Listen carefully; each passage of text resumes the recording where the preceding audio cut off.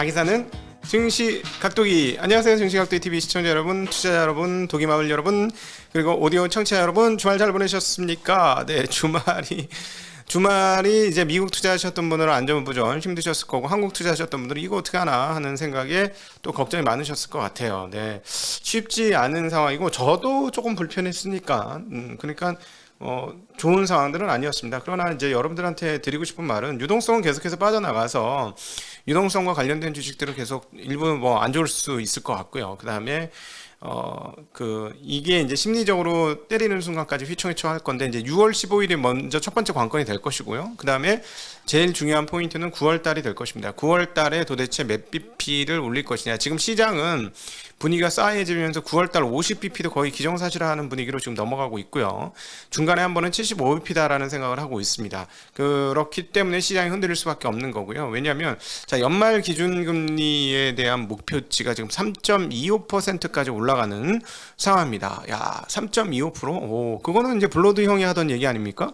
블러드 형이 3.5%까지 올렸다가 이제 그 다음 낮추자 이렇게 얘기를 했었는데, 시장 전체 분위기가 3.25%까지 지금 올라갔어요. 자, 조금 이따 다시 한번 계산해 드리도록 하고요. 자, 오늘 장 한마디. 자, 미국 장은 없었고 이제 한국 시장 펼쳐질 텐데, 오늘 장 한마디. 모두가 걱정하는 위기가 온 적이 있던가? 모두가 걱정하는 위기가 온 적이 있던가? 가까운 예로 2020년 코로나 아무도 몰랐죠. 처음 펼쳐지고 나서 그렇게 시장이 빠질지 몰랐습니다. 그러니까 그렇게 크게 당했고 너무 깜짝 놀랐죠. 저도 기간상으로는 20년간 최대폭으로 당했어요. 단기간에 한 달 만에 그렇게 당할 수 있었죠. 자, 그 다음 2008년도 지금 와서 보면 2005년, 6년, 7년도 부동산 가격 올라가면서 부동산 부실 빵빵빵빵 터지고 있었는데 왜 몰랐어? 근데 알았습니까? 몰랐습니다. 아무도 몰랐죠. 그래서 2008년도 리만 사태 나면서 우장창창 떨어지면서 갑자기 그때 뭐라 그랬죠? 100년 만의 금융위기다. 1929년 이후 최대의 위기가 왔다라고 했습니다. 모두가 알고 있었나요? 몰랐습니다. 자, 눈 뜨고 침체를 당하는 경우가 올 것인가? 70년대는 제가 이제 그때 막 하고 있었던 참이라 70년대 상황을 제가 정확히 잘 모르겠어요. 제가 경험을 안 해봐서 이제 귀로만 듣고 이제 책으로만 읽고 이런 상황이라서, 이 70년대에 오일 쇼크 나면서 그 다음에 이제 베트남 전쟁에서 돈을 마구잡이로 풀었고 미국이, 그게 이제 지금 전쟁과 돈 푼 거와 지금 오일 가격이 올라가는 거가 조금 겹치니까 이제 70년대 상황들이 온다라는 얘기들을 많은 분들이 하고 계시는데요.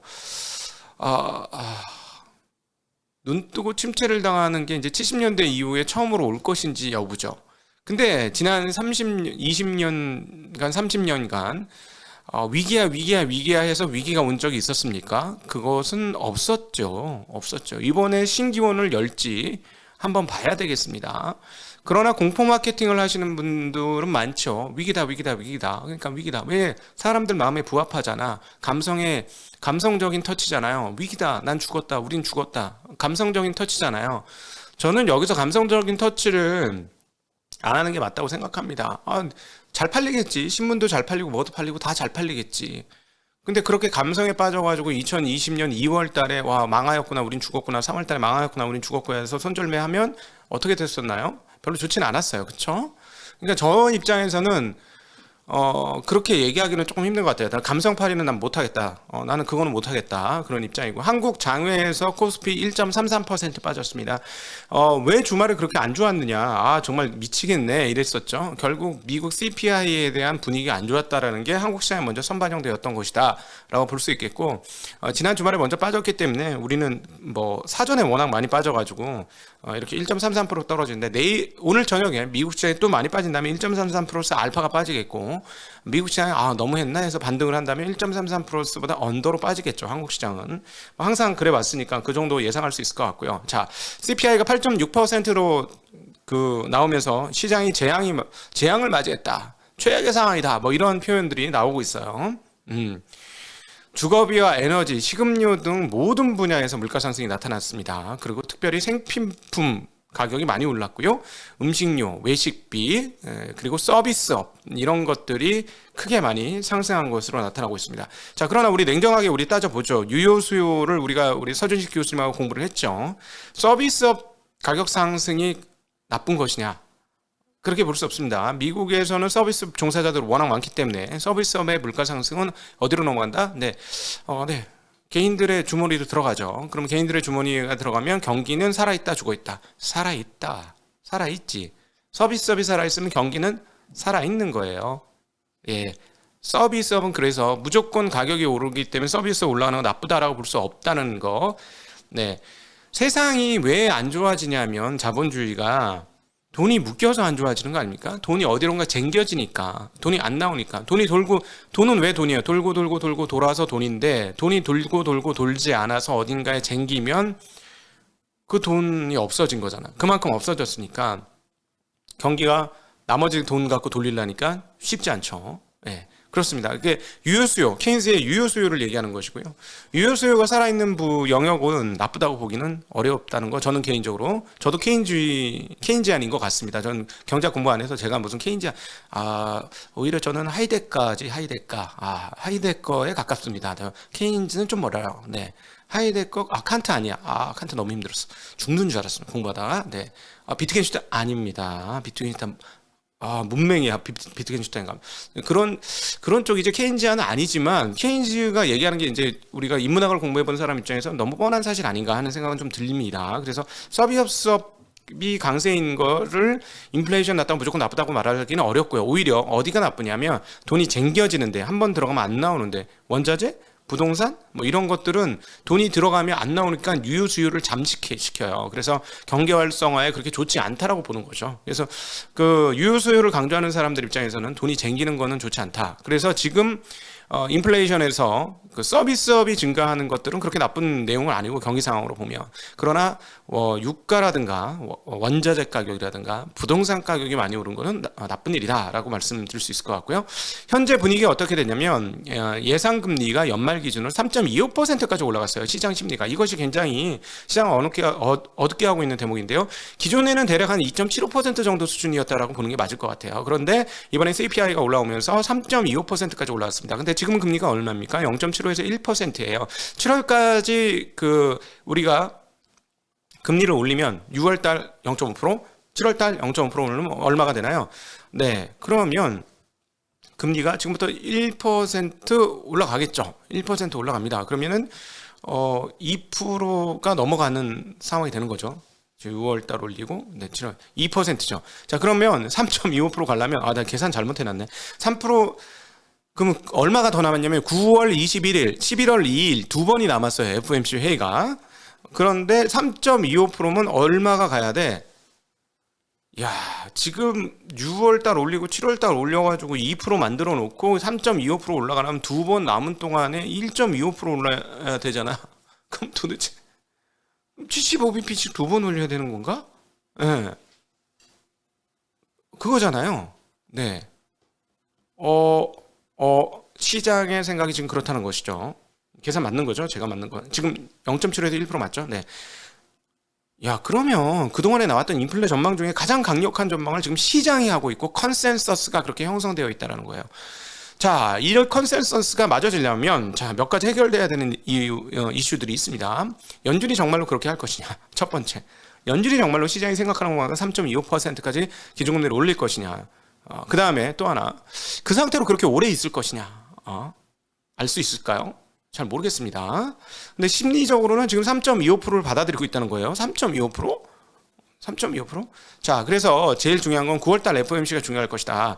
3.25%가 맞으려면 9월달 FOMC에 75bp가 올라가는가 해야 되는데, 지금 분위기는 6월달은 지금 내일 모레인데, 이번 주에 있는데, 여기서 75bp 얘기가 나오죠. 바클레이스 이런 데는 75bp 올린다고 얘기를 해요.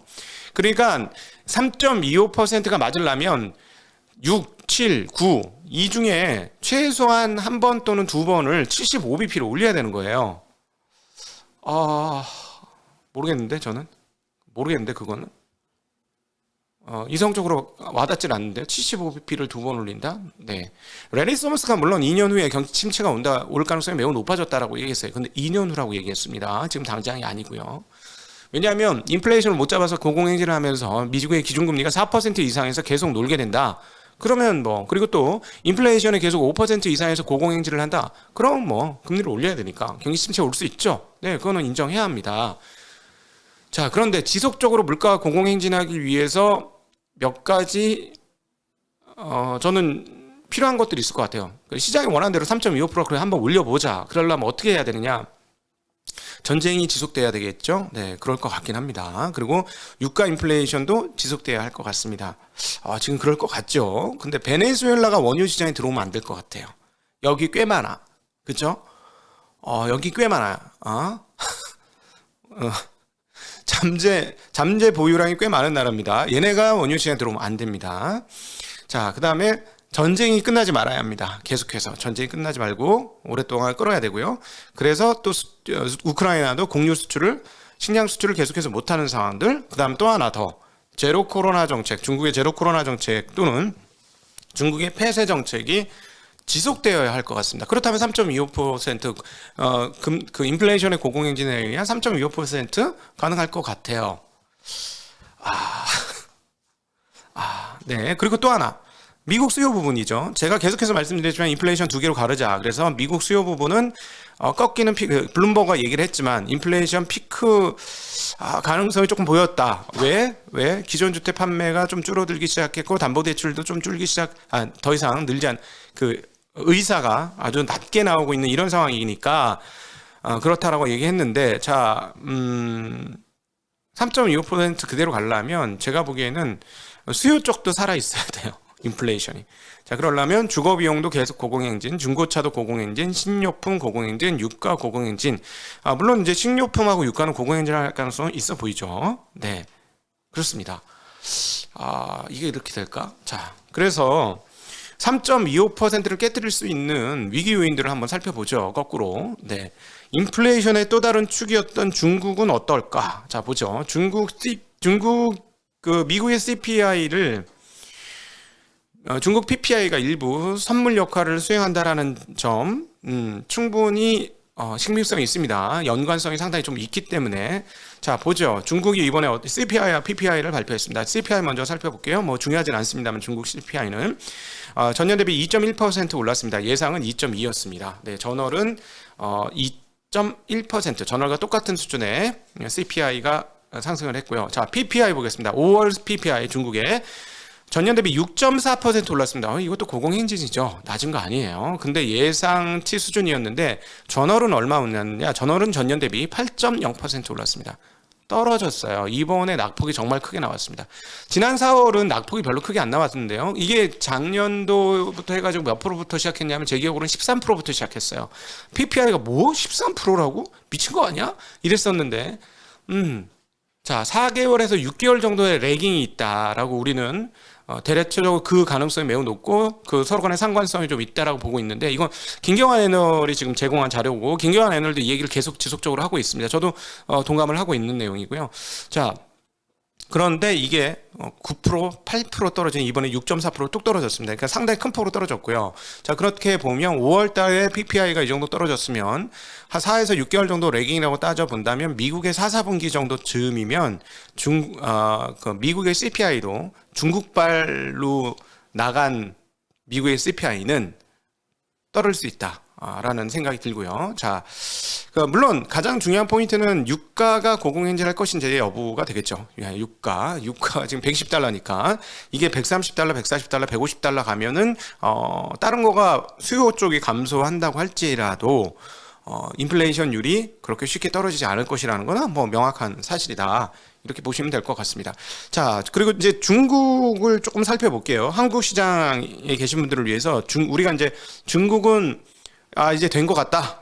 제로 코로나가 위드 코로나로 좀 넘어갔고, 그 다음에 우리가 가장 그 심리를 꺾었던 인터넷 포털, 인터넷 빅테크 중국 기업들에 대한 제어가 어떻게 될 것인지 관심이 다는데 조금 풀리는 것 같은데 이러면 심리가 살아나지 이런 생각을 했고 지난 4월 말부터 5월부터인가요? 네, 5월부터 지금까지 중국의 상승률이 꽤 높습니다. 아마 저점이 4월 말이었을 텐데 그때부터 지금 꽤 높아요.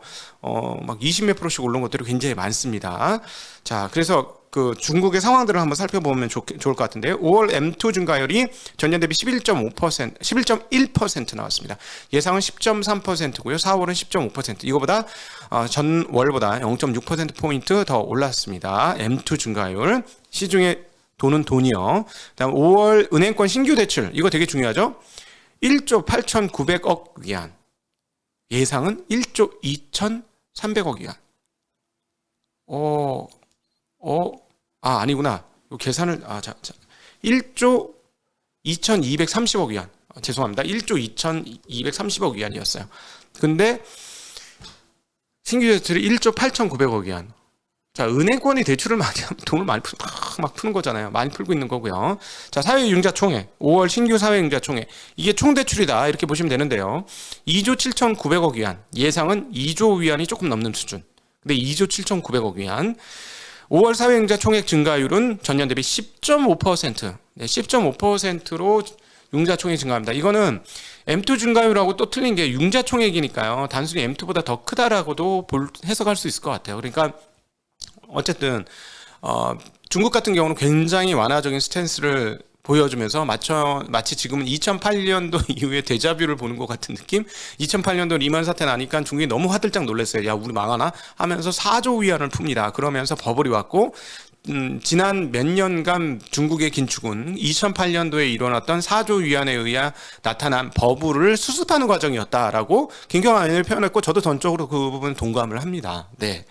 그랬던 거죠. 그랬던 중국이 너무 긴축을 쪼아서 풀리지 않자 풀고 풀었는데도 안 회복이 되자 더 풀었죠.